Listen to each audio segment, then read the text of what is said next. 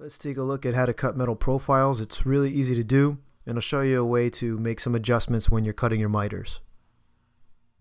The two machines that you're going to need are the grinder, either 4 or 4.5 inch, as well as a sander like the DV5000. Use a metal cutting wheel, don't use a diamond blade or the wet saw. And the sandpaper that you're going to want to use is going to be 120 grit. Be sure to wear safety glasses.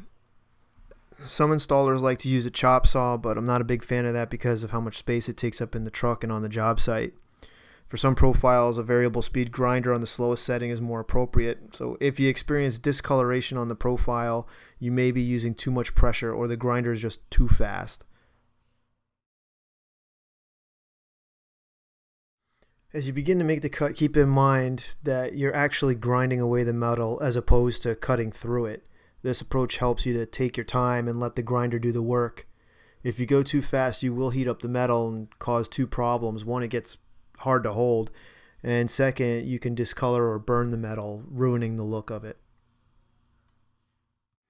When you get done making the cut, you'll notice that there's some burrs on the end. It's not a very clean cut yet.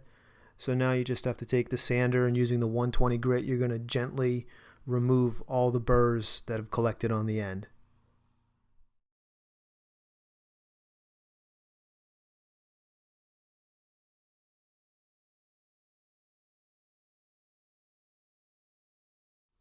To make miters on the thin edge of the profile, you're going to use the grinder to remove some of the material on the back of the profile. So you're going to want to just make a mark so you know how much to remove at the time of the cut.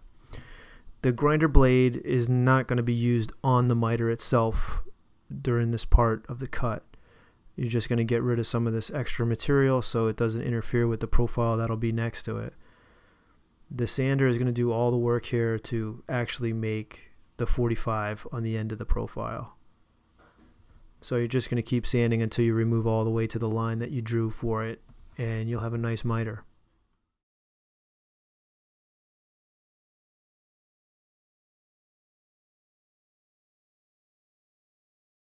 Cutting a miter on the large face is similar to cutting a straight cut. You just want to take the approach of going slow and easy and letting the grinder do the work.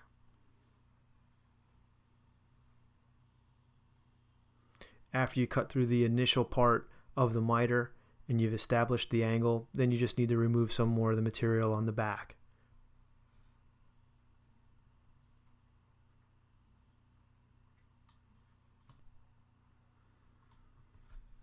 And just like before, you'll use the sander to clean up any burrs that are left on the back or anything protruding on the bottom. You can take the opportunity to clean those things up now.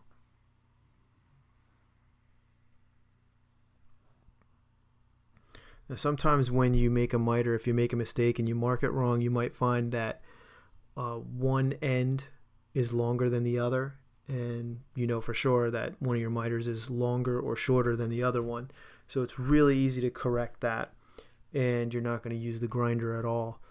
So after you make a mark and you find out exactly what you did wrong, you're just going to take the sander and you just start applying pressure to it. And this is when the 120 really helps because it makes quick work of getting it down and correcting that angle. If you use something finer, you're going to waste a lot of time, and you may spend so much time that you heat up the metal and actually discolor it.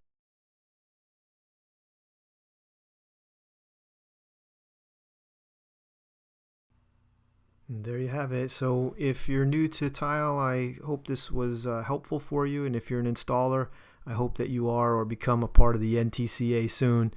Thanks, and see you again.